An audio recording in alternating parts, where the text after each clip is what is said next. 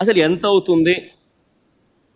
ఈ super 6లు, super 7లే లెక్కేసుకుందాం. పెద్ద పెద్దయన్నీ లెక్కేద్దాం. చిన్న చిన్నయి కాస్త పక్కన పెట్టినా కూడా అని అనుకుంటే కూడా కావాల్సింది 79,867 కోట్ల రూపాయలు. ఆడబిడ్డ నిధి 32,400 కోట్లు. అన్నదాత సుఖీభవ 10,712 కోట్లు. నిరుద్యోగ భృతి 7,200 కోట్లు. దీపం పథకానికి 3,900 కోట్లు. ఉచితంగా బస్సుకు మరో 3,000 కోట్లు. తల్లికి వందనానికి మరో 13,000 చిల్లర కోట్లు. 50 ఏళ్ళకే పెన్షన్ అనే పథకానికి మరో 9,600 కోట్లు. మొత్తంగా కలిపి దాదాపుగా 79,867 కోట్లు, అంటే దాదాపు 80,000 కోట్లు కావాలి. మరి ఈ పెద్ద మనిషి నేరుడు బడ్జెట్లో ఎంత కేటాయించాడు అని చెప్పి చూస్తే, నేరుడు బడ్జెట్లో గత ఏడాది 7,282 కోట్లు మాత్రమే కేటాయించారు.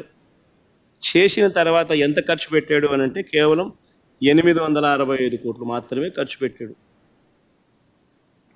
పోనీ ఈ సంవత్సరం బడ్జెట్లో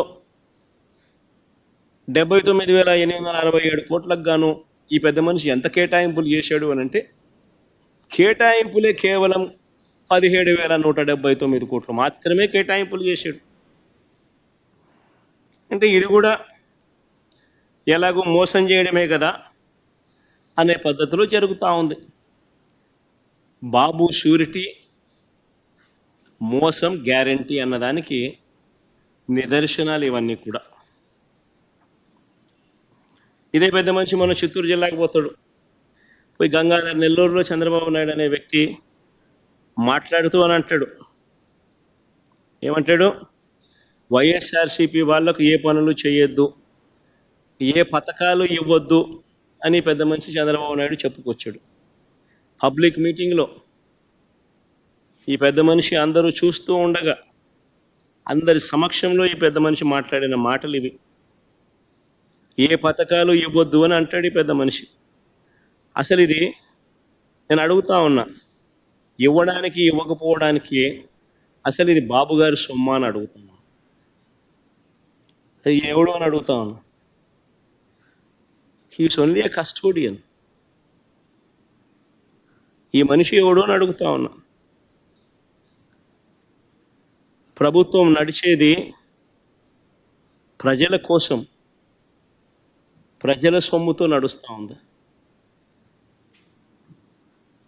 ఇదే పెద్ద మనిషి ముఖ్యమంత్రిగా ప్రమాణ స్వీకారం చేసేటప్పుడు ఈ పెద్ద మనిషి చేసిన ప్రమాణం ఏమిటి? పక్షపాతానికి, రాగద్వేషాలకు అతీతంగా పరిపాలన చేస్తాను అని చెప్పి రాజ్యాంగబద్ధంగా ఈ మనిషి ప్రమాణం చేశాడు. పక్షపాతానికి, రాగద్వేషాలకు అతీతంగా పరిపాలన చేస్తానని ప్రమాణం చేసి ఇప్పుడు ఈ పెద్ద మనిషి ఇలా మాట్లాడుతూ ఉన్నాడు. ఏకంగా బహిరంగంగా, బాహాటంగా పబ్లిక్ స్పీచ్లో ఈ మాదిరిగా మాట్లాడుతూ ఉన్నాడు.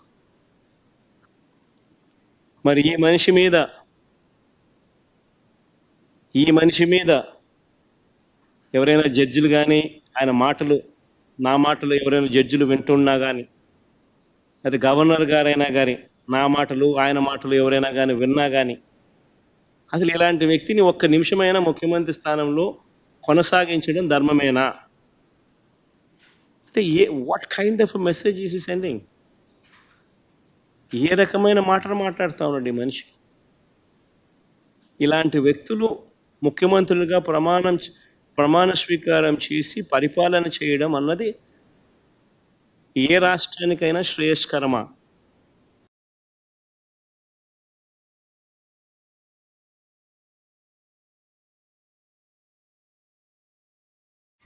ये दुनिया एक जंगल है,